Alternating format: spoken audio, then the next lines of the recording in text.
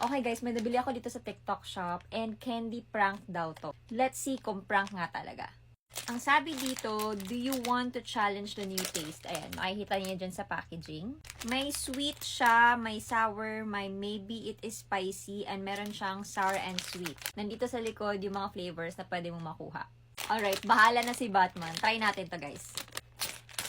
Oh my God, I'm so excited. So actually, pwede itong gawin sa mga kapatid niyo, sa family niyo, sa jowa niyo, sa asawa niyo. Oh my God, puti. Puti yung nakuha ko, guys. Guys, puti pala lahat. Kala ko iba-iba kulay. So, hindi mo alam talaga kung alin dito yung sweet, alin dito yung spicy, alin dito yung sweet and sour, tsaka alin dito yung sour. First try natin. Sweet yung nakuha natin. Okay, next.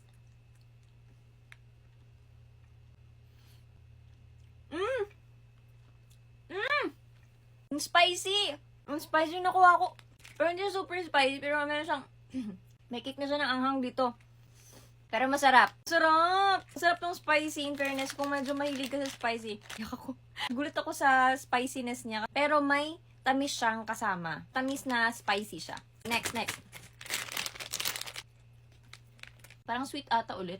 Okay, next. Parang sweet ulit. Parang madaming sweet. Ito sour. Siguro dahil nakakain ako ng manghang, kaya parang hindi ko na naano yung taste niya. Sweet pa din. Meron pang 4 dito, guys. Hindi ko na alam kung sour and sweet yun. Or sour. Siguro dahil dun sa manghang na nakain ko. Spicy na naman. Ano, parang nararamdaman ko na ang anghang talaga. Anghang talaga. Ito, sour na talaga to. Sure na talaga ako. Pero hindi siya super sour. May konting sour lang siya. Spicy na naman! Inisip pa. Yun pa yung pinakahuli kong nakain. Ano ba yun? Dito guys, may 3 spicy akong nakain. So, kung gusto niyo ng trip sa family nyo or sa barkada nyo, eto na yun. Or kung gusto mo lang na pagtripan yung asawa mo or jowa mo or yung partner mo, eto na yun guys. Yung spicy talaga, yung parang magiging prank mo dito. Kasi yung sweet and sour, hindi masyadong ganun ka tapang eh. Pag nakakain ka na kasi nung spicy, hindi mo na masyadong malalasahan yung ibang taste.